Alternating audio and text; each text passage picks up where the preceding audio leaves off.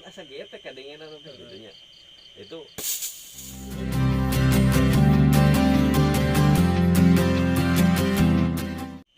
Assalamualaikum warahmatullahi wabarakatuh. Waalaikumsalam warahmatullahi wabarakatuh.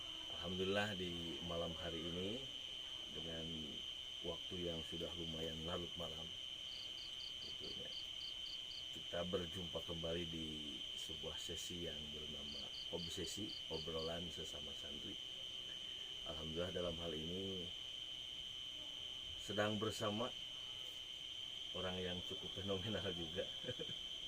Lebih fenomenal Kang Elman daripada saya. Kang Syarif Hidayat sebagai yang lebih dikenal dengan Master of Ceremony untuk saat ini. Sedang belajar Master of Ceremony. Damang Kang Syarif? Alhamdulillah sehat. Kumaha Kang Elman damang? Saya alhamdulillah. Jadi ieu teh mangrupikeun nya babaturan ti baheula, cuma ayeuna dengan kesibukannya beliau nembe deui ka matlabuna aja.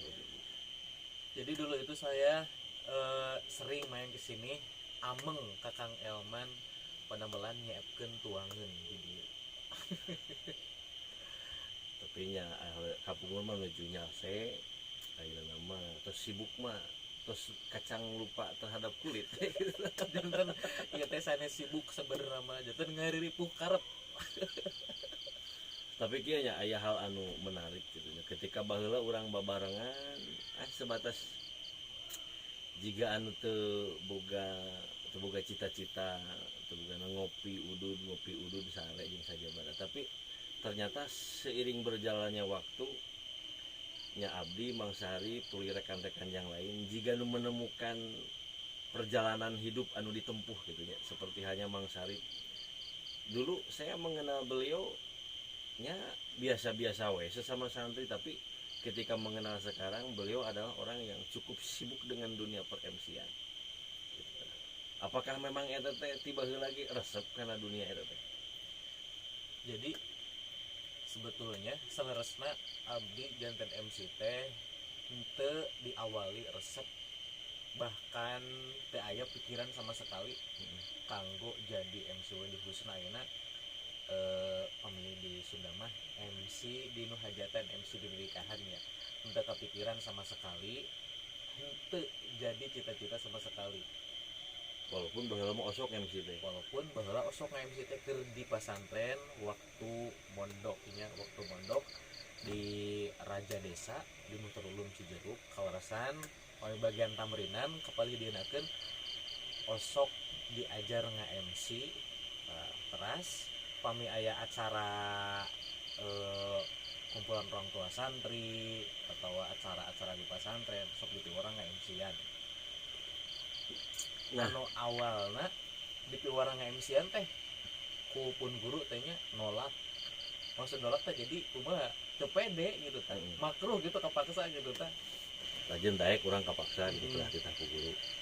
Tapi di nalika mungkin untuk saat ini kan sedang menikmati masa-masa kejayaan gitu ya.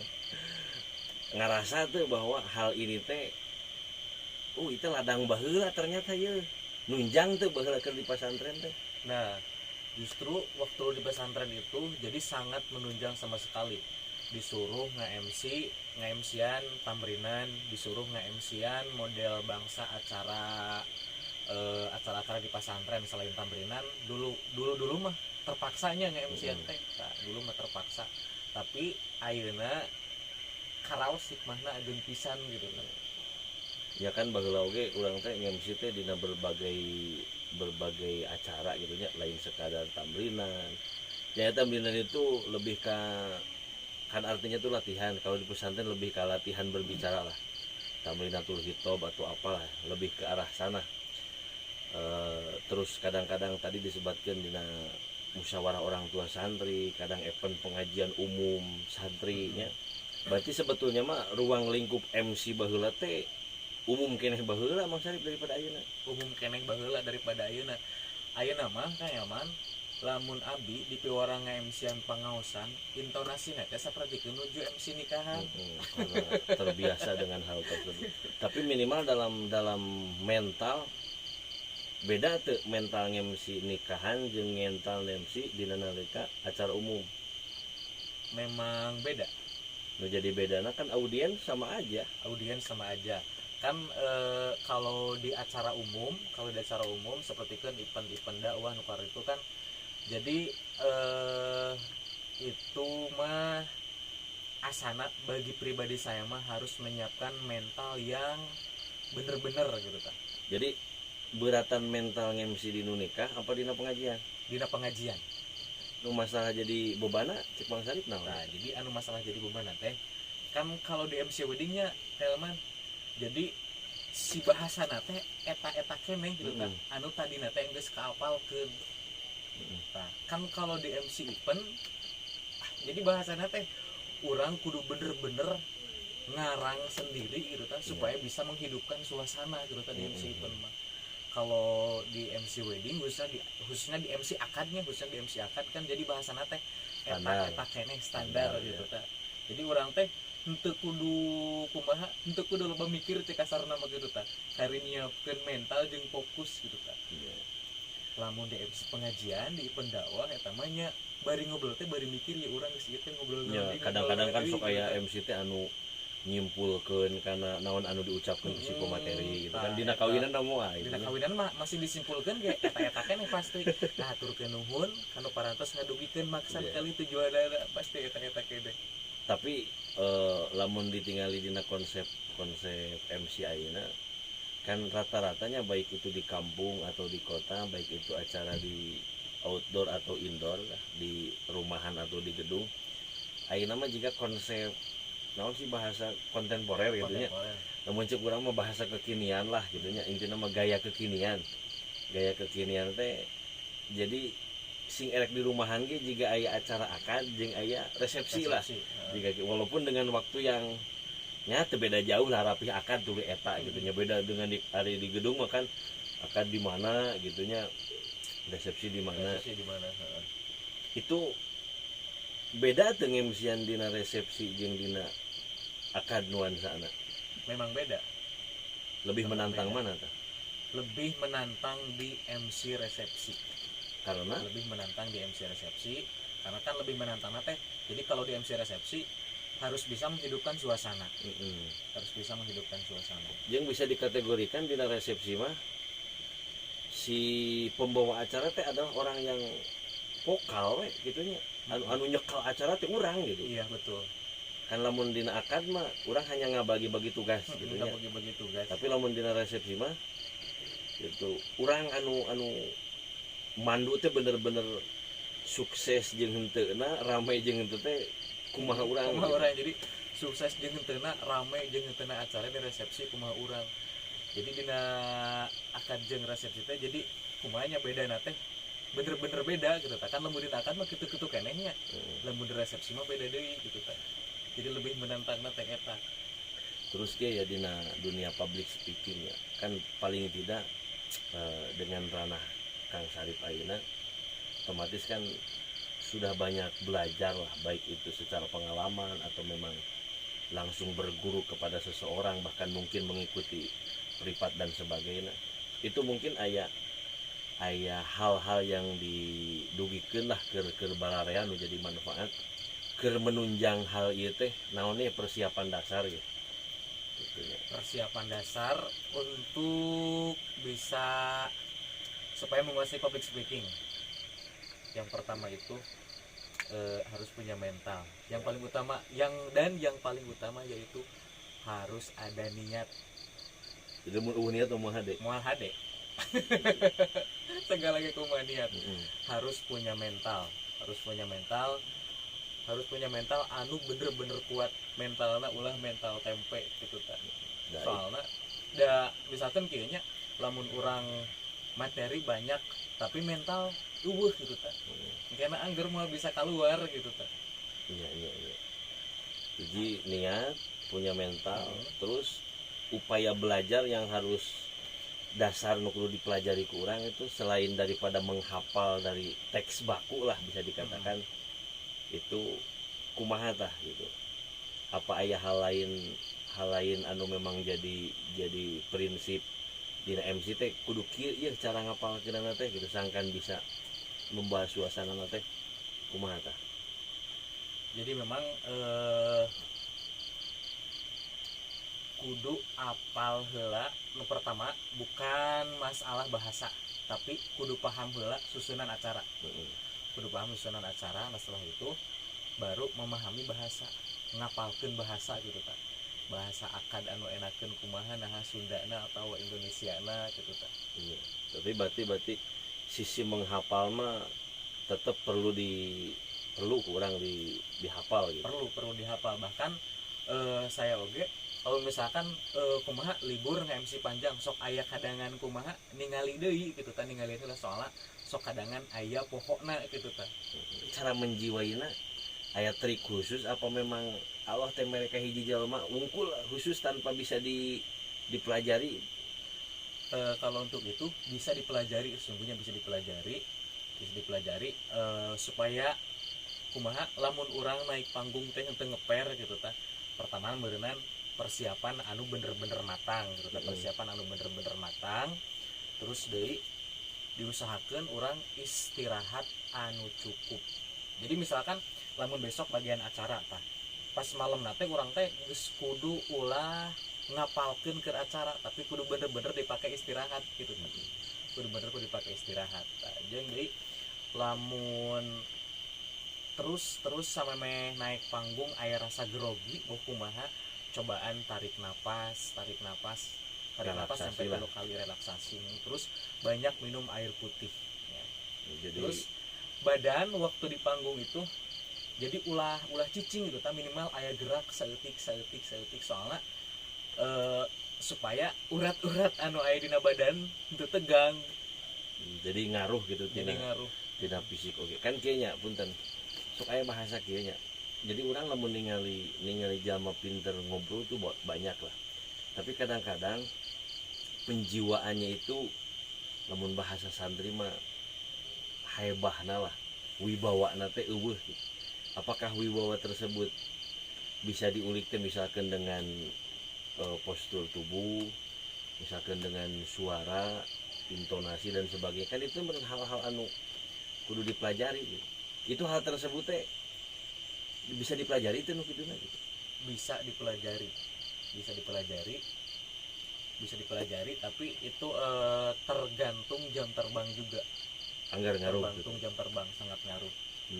Jadi bisa dipahami kayaknya tadi hal-hal tadi teh berarti daripada persiapan fisik juga berarti harus dalam keadaan fit. Terus jam terbang juga mempengaruhi seseorang. Suara ngaruh tuh. Nah, untuk vokal itu sangat ngaruh sekali.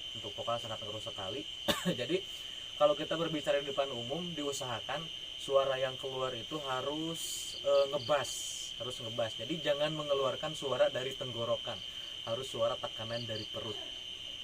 Kita diantawis pengalaman anu ia merupakan hal penting, soalnya untuk dunia santri kan istilah mempelajari bahasa itu kan diajar di pesantren mah secara tidak langsung kan, walaupun anu dikaji kurang lebih ke bahasa Arab lah, ada nahwu sorobnya, ada ilmu bayan, mantek, julagah dan sebagainya, kan itu ilmu bahasa semua tentunya. Berarti ketika konteks dakwah paling tidak kurang teh anu paling utama memeden dua dengan hal dan juga dengan lisan, salah satu penunjang lisan yaitu dengan tulisan hal tersebut, maka meureun santri mah public speaking teh jiga nu kudu terus santri mah.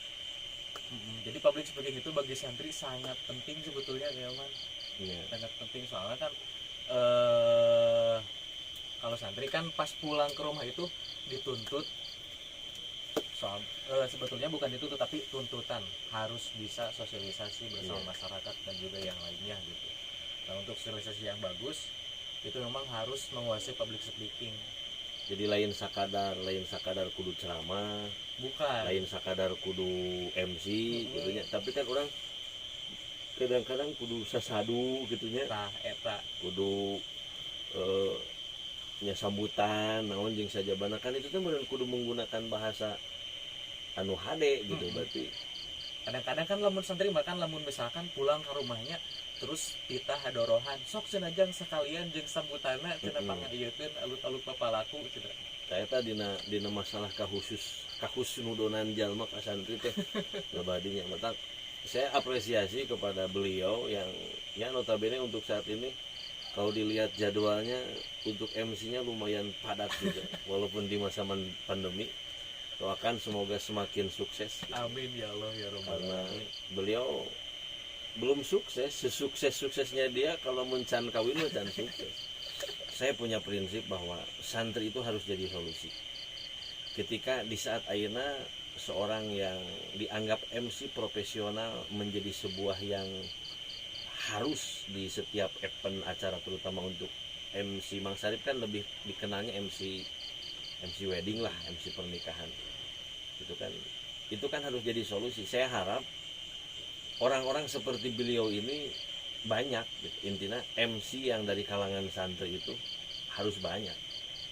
Karena ada pengalaman tersendiri ketika di suatu tempat bisa dikatakan oke lah ini adalah ruang-ruang komplek pesantren dan si Sohibul Hajatnya pun adalah seorang kiai. Tapi kalau MC profesional biasa kan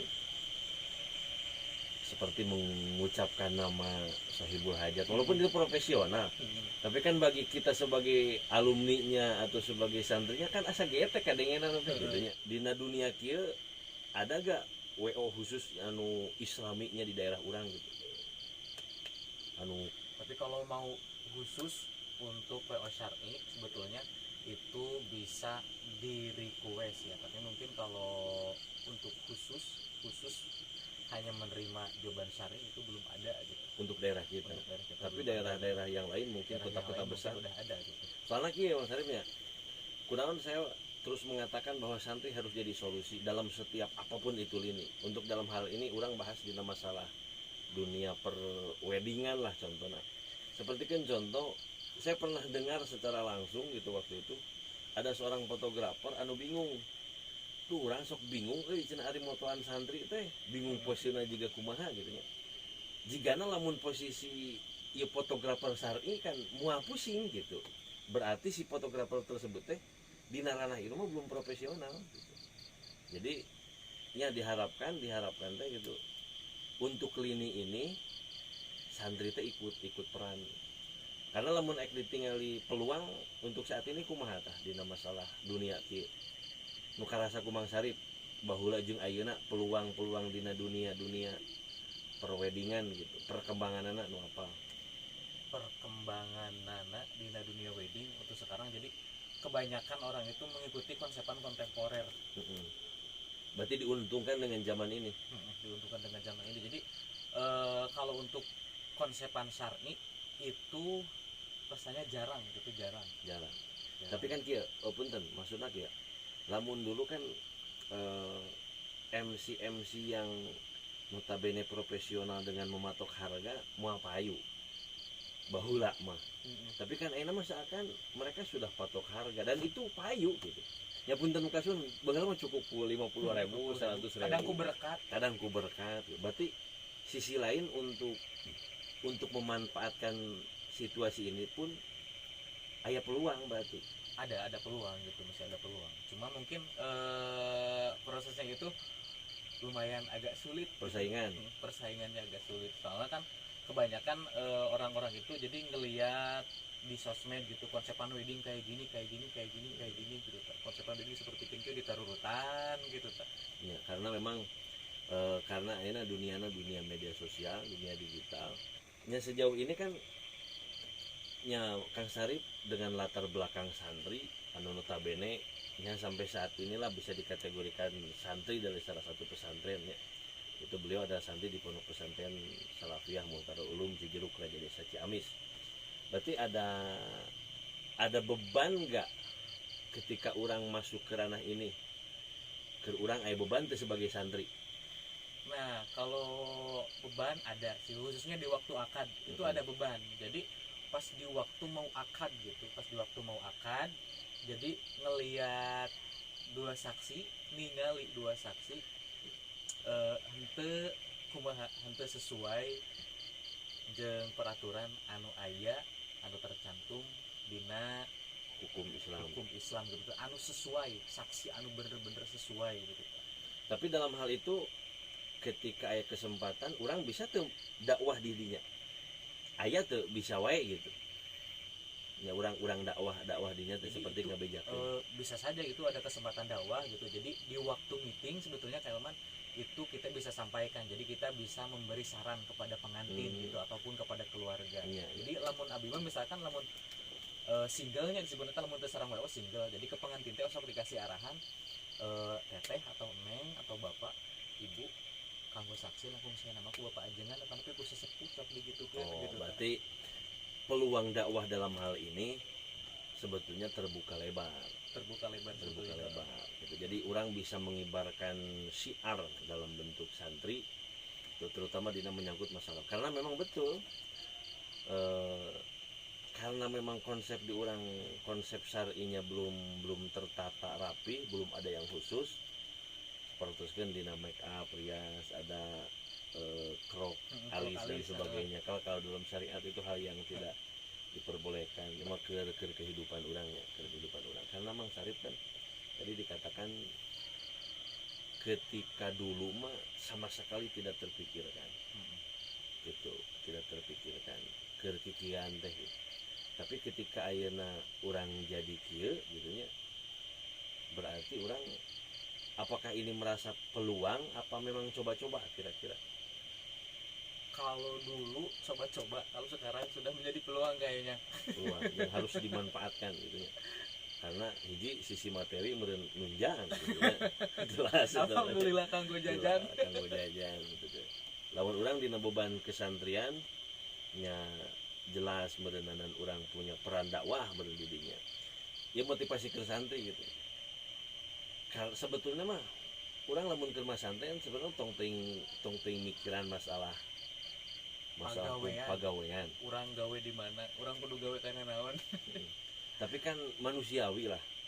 Apalagi punten-puntennya lamun mungkin orang tua anu sudah tidak sanggup untuk memberikan bekal di pesantren gitu ya. Tah itu nu karasa ku Mang Sari pengalaman itu kumaha tah? Nalika urang dihadapkeun dengan umur geus rada gede, tapi urang cicing we di kubung gitu nya. Eta nu jadi tata genana naon tah?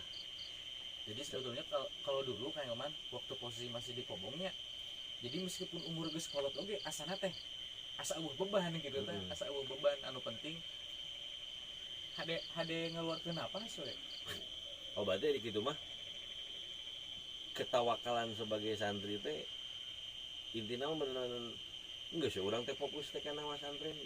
Fokus kana santren intina mah turut kana naon kana parentah guru lah intina mah turut kana parentah guru. Sok aya konsep seperti di pesantren jadi santri itu diajarkan untuk berwirausaha gitu ya. Walaupun dina pesantren salafi kadang pegedug gitu nanti nguruskan dunia pesantren nguruskan akhirat secara pandangan Mang Sarip ke kumaha tah. Tapi itu memang perlu juga sih kayak Oman sebetulnya perlu juga soalnya kan untuk pembekalan gitu kan untuk pembekalan jadi anu penting untuk ngaganggu karena aktivitas pengajian di pesantren selagi tengah ganggu masa saja soalnya itu perlu untuk pembekalannya misalkan ayeuna seperti kan abinya dulu di pesantren si jeruknya akang teh tukang haji teh sok dipiwarang ngurus hayam tukang urusan endognya tapi kan ayeuna pas keluar mah henteu jadi tukang endog gitu teh udah jadi tukang endog tapi kan udah punya pengalaman mah enak gitu teh itu memang ada proses berkah doa yang jadi guru dan itu saya sangat yakin ya man. Tetap ya orang turut tumut karena jadi guru anu akhirnya timbul berkah seperti halnya pengalaman Kang Sarip sendiri ketika dulu disuruh ini disuruh itu terutama titah ngomong hadapan loba jalma guru mah teu titah MC nya guru mah teu ngadoakeun secara langsung Mang Sarip sing jadi MC profesional henteu tapi ternyata aya efek daripada itu ternyata karasa kurang pokoknya mah karasa nate ayeuna keur dulu mah keur waktu disuruh nanya daerah teh aya kapaksa aya makruh teh gitu.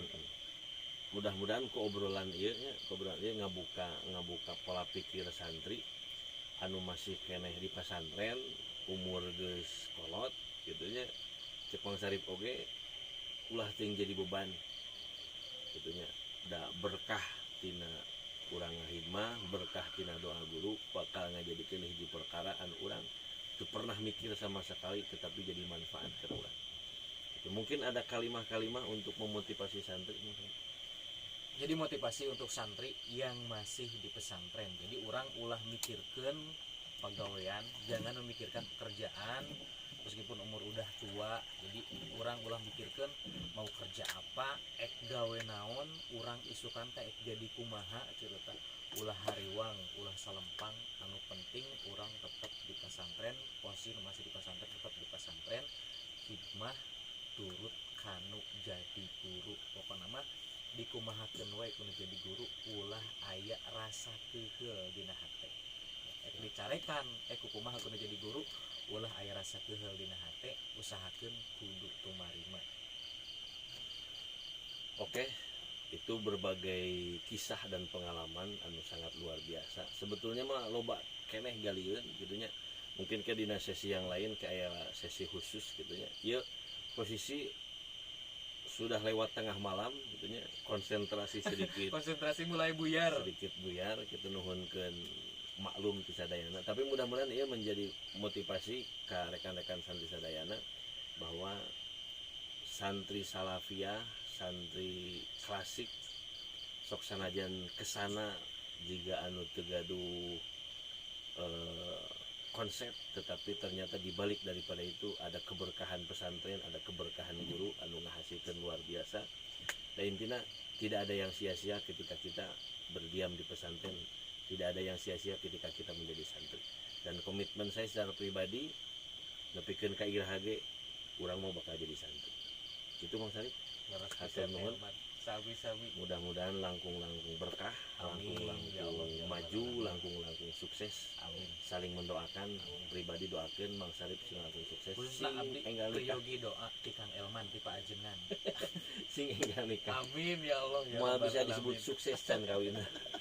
Hatur nuhun ka sadayana, mudah-mudahan di lain waktu di kesempatan tiasa berbagi kisah. Ini bukan podcast, ini obrolan receh. Obrolan receh, ngobrol santuy ya. Ngobrol santai. Mudah-mudahan manfaatna. Assalamualaikum warahmatullahi wabarakatuh.